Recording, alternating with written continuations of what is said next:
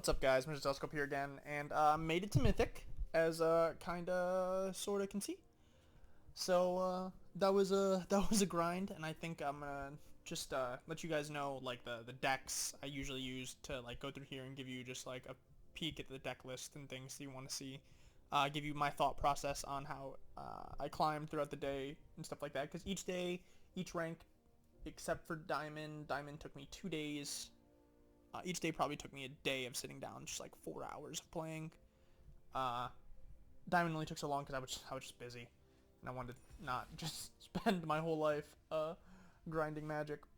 So these are the I used four main decks plus the Teamer uh, tokens deck I had in the other best decks. But so this is the primary one. It is a Obosh sacrifice deck because I thought it was more interesting and it's just really versatile. It's pretty decent against mono red because you gain enough life, it has enough aggro to keep you alive, and it just smacks the face. There are some things that you will see that I have in here that you won't see in a lot of other lists. For best of one, I do enjoy weaponized monsters, and I think most people run 3 Judith. I run 2. I only run 3 Woe Striders, and I only run 3 Whisper Squads. Because I think it's a great card for thinning, but it's also just meh. Claim the firstborn. Some people run 4. I run 3. Other than that, basic land setup. I actually 3 mountains is okay. You could go up to 4.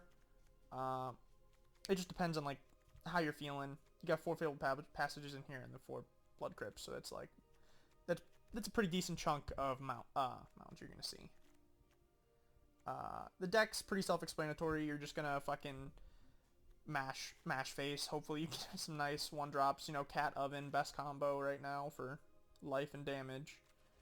There's nothing really more to say about this. Obosh isn't like the main, like he's a great finisher, but he's not like your primary source because you get a shit ton of work done with Judith and Mayhem Devil.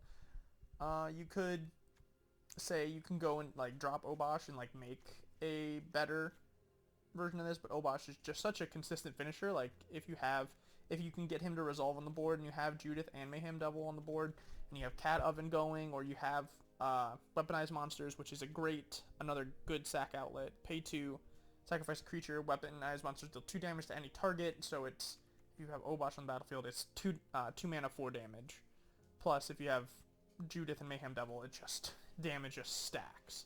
It's a combo piece that's not really necessary, but also if you're running into a lot of Luris decks, I see a lot of those when I was climbing up the ladder today. This card won me so many games against them because, you know, I got my Serrated Scorpion on the battlefield. He played Luris like turn 4 or whatever, and in response to him putting Kaya's Ghost Form on it, I sacrificed. He obviously didn't know what Weaponized Monsters was. I sacrificed the Scorpion to kill did 2 damage and ended up winning the game like 2 turns later. But so that's deck 1. Sack and whack 'em. Go fast. It's just mono red Obosh. It's nothing really fancy here. You could look up a deck list. This is probably my least favorite of the decks to play, except for, well, I added a little fun. I don't know if they're playing Blazing Volley. This is a great sorcery board wipe. It deals 1 damage to each creature your opponents control, but if you have Obosh on the battlefield, it does 2, so it's 1 mana, deal 2 damage to everything, which is really good in matchups up, like I said, where you're against Luris. Fervent Champion, just good. Replaces itself, first strike, really good. Score Spitter, don't even need to talk about it. Shock.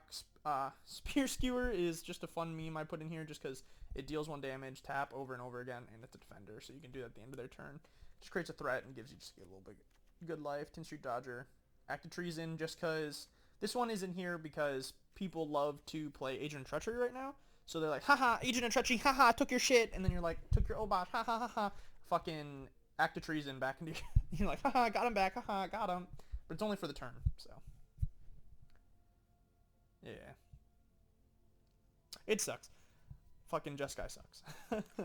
It's the way it's broken. Fuck Fires is if you're seeing a shit ton of Fires of Invention, this literally is to counter it. The Jeskai Fires decks. Hushbringer makes it so Agent of Treachery doesn't trigger. They can't, this makes it so they can't play their guy from outside the game The Yorion only affects your opponents, which is nice. If Hushbringer's on the battlefield, Yorion doesn't trigger yourself, but have him in here as like just a cool little bonus, because like you won't always have Hushbringer on the battlefield and Yorion, because that's not even the main counter. Hushbringer is just an extra counter, where it is the main one.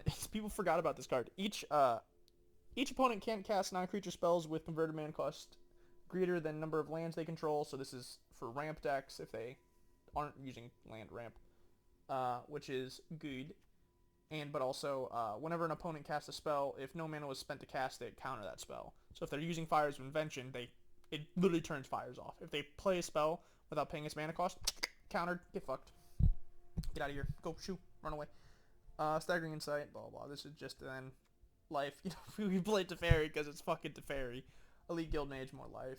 Good for bouncing back and forth to draw cards, and then one Dream Trawler. It's a blue-white, but hate towards fires. If you're seeing a lot of fires on the ladder, this is the deck I would play. And then if you just want to be an asshole and be the guy who plays fires, I made a little video about it the other day, but it's literally the best deck for control. It's definitely better in best of 3. It's literally a monster. We don't talk about it. This deck's crazy. But then I already made a video about the Fukuwu. So yeah, that's just my thought process. I definitely, those are the decks I played. The thought process was mainly, if I lost more than 4 games in a row, I'd get off. Just cause, you know, you'll have your moments when you're just, like, you lose 1, win 1, lose 1, win 1, lose 1, win, lose 2, win 3, lose 1, win 3, you know, and you'll have those moments and stuff like that. But, like, if you are going on a constant losing streak, like as soon as you start losing 1, 2, 3, 4 back to back, you're not going to be in the good enough mindset to keep playing at a consistent level. I tilt really easily, so if I were to go on, like, that's why I say 4 for me. If I lose 4, I'm done. I can't, because I definitely know my anger gets the best of me, and my I start losing my head, and I'm not thinking right. I start making a shit ton of misplays. I already make a decent amount of misplays, but somehow a fucking loser like me made it to Mythic. But we made it there. This is just a little recap video. I will be posting, I'm in Mythic now, so I have a few ideas for some meme decks I want to do. Just want to play some fun stuff, get a little bit higher on the ladder, maybe grind, maybe just do events. I don't know. I made it to Mythic. I didn't think, I thought it was going to take me like 2 or 3 more seasons, but I did it. And, shit was tough. It was a grind. I did it mostly in the best of 1. If I did play best of 3, it was with the best deck. But other than that, best of 3 is always really stressful for me, and it's so time consuming. Like, one game takes like 30 minutes, and with the schedule I have, it's just I can't commit to like a whole 30-minute game. But all the decks here, I don't have sideboards for... Oh, I didn't mean to do that. I don't have sideboards for a lot of them. The only one I have a sideboard for is Fuck You and the Best. But you could make a sideboard again. Look up online. Look up what you're doing.